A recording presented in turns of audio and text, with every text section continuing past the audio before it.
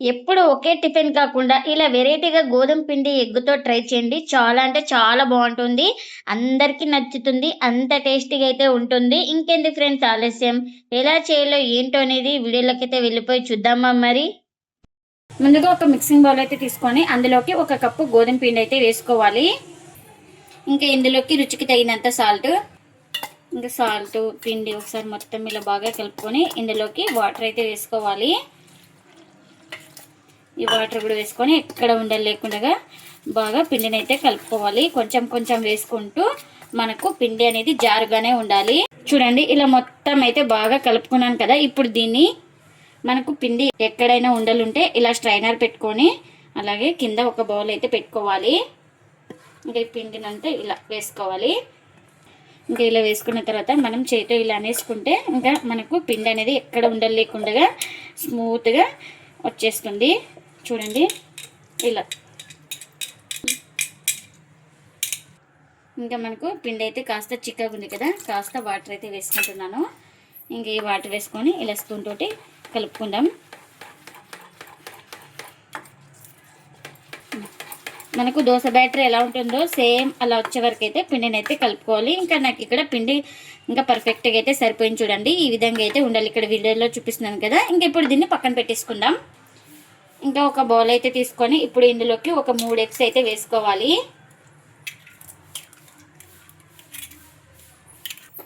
ఇంకా ఇలా ఇప్పుడు బాగా కలిపేసుకోవాలి. ఈ 3 ఎగ్స్ వేసుకున్న తర్వాత ఇలా విస్కర్ తోటి కానీ స్పూన్ తోటి కానీ ఇలా మొత్తం బాగా కలుపుకోవాలి.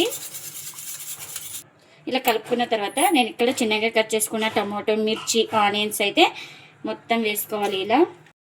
అలాగే టమాటో ముక్కలు, చిన్నగా కట్ చేసుకున్న మిర్చి, ఇంకా ఇవన్నీ వేసుకొని మొత్తం బాగా కలుపుకుందాం ఒకసారి.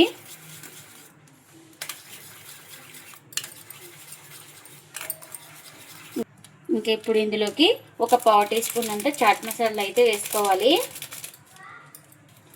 ఇంకా ఇప్పుడు ఇందులోకి రుచికి తగినంత సాల్ట్, అలాగే చిన్నగా కట్ చేసుకున్న కొత్తిమీర కూడా వేసుకోవాలి.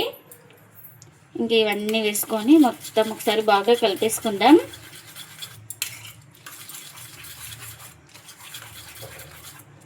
ఇలా మొత్తం బాగా కలిపేసుకోవాలి.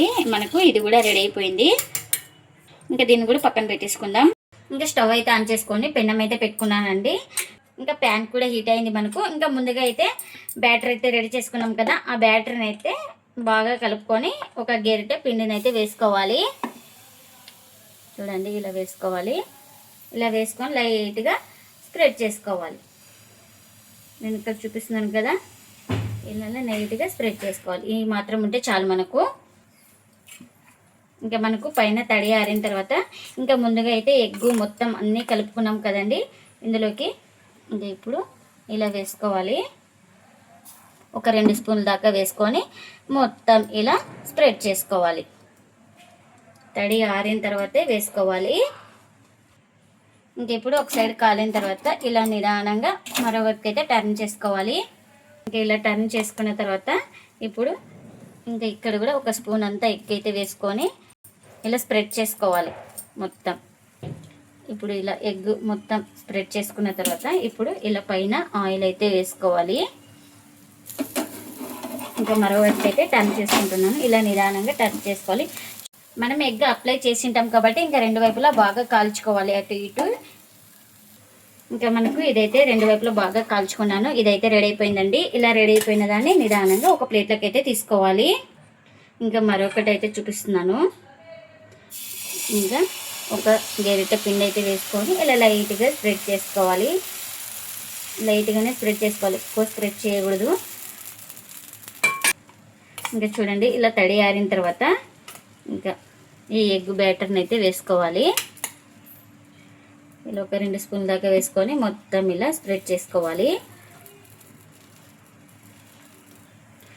ఇంకా ఈ విధంగా అప్లై చేసుకొని మనం ఇంకా దీన్ని అయితే బాగా కాల్చుకోవాలి. ఇంకా చూడండి ఒక సైడ్ కాలిన తర్వాత ఇలా నిదానంగా టర్న్ చేసుకోవాలి. మనం ఈ వైపు కూడా ఇలా ఎగ్ బ్యాటర్ అయితే వేసుకొని మొత్తం ఇలా స్ప్రెడ్ చేసుకోవాలి. ఇంకా ఇలా వేసుకున్న తర్వాత 2 వైపులా బాగా కాల్చుకోవాలి. మనం లో ఫ్లేమ్లోనే కాల్చుకోవాలి. ఇప్పుడు ఇలా పైన ఆయిల్ అయితే వేసుకున్నాను. మీరు ఆయిల్ ఇష్టం లేని వాళ్ళు బటర్ కానీ గీ కానీ ఉత్తదే కాల్చుకున్నా చాలా టేస్టీగా అయితే ఉంటుందండి. ఇంకా ఈ సైడ్ కాలిన తర్వాత మరోవైపు అయితే ఇలా నిదానంగా టర్న్ చేసుకోవాలి. ఈ సైడ్ కూడా బాగా కాల్చుకోవాలి. ఇంకా ఇది కూడా 2 వైపులో బాగా కాల్చుకున్నాను. ఇది కూడా రెడీ అయిపోయింది. ఇంకా దీన్ని కూడా ప్లేట్లోకి అయితే తీసుకుంటున్నా. ఎన్ని అయితే అన్నీ ఇలానే చేసుకోవాలి. గోధుమ పిండి ఎగ్తో ఎంతో టేస్టీగా ఉండే బ్రేక్ఫాస్ట్ అయితే రెడీ అయిపోయిందండి. ఇంకా ప్లేట్లకి అయితే సర్వ్ చేసిన. ఈ బ్రేక్ఫాస్ట్ వచ్చేసి చాలా రుచిగా చాలా టేస్టీగా అయితే ఉంటుంది. ప్రతి ఒక్కరికి నచ్చుతుంది. అంత టేస్టీగా అయితే ఉంటుంది. ఇందులోకి చట్నీ కానీ ఏం అవసరం లేదండి. ఎందుకంటే మనం అందులోనే మసాలా ఎగ్గు మొత్తం వేసుకున్నాం కాబట్టి చాలా టేస్టీగా అయితే ఉంటుంది. ఈ రెసిపీని మార్నింగ్ బ్రేక్ఫాస్ట్ గాను పిల్లలు స్కూల్ నుంచి రాగానే ఇలా చేసి పెడితే చాలా ఇష్టంగా తింటారండి. అంత టేస్టీగా అయితే ఉంటుంది. మీరు కూడా తప్పకుండా ఒకసారి ఇలా ట్రై చేసి మీకు ఎలా వచ్చిందో కామెంట్ అయితే చేయండి ఫ్రెండ్స్. ఇదండి ఇవాల్టి వీడియో. ఈ వీడియో కనుక నచ్చితే ప్లీజ్ లైక్ చేయండి, షేర్ చేయండి, కామెంట్ చేయండి. అలాగే లైక్ చేసి సపోర్ట్ చేయండి friends. Thanks for watching. Bye bye.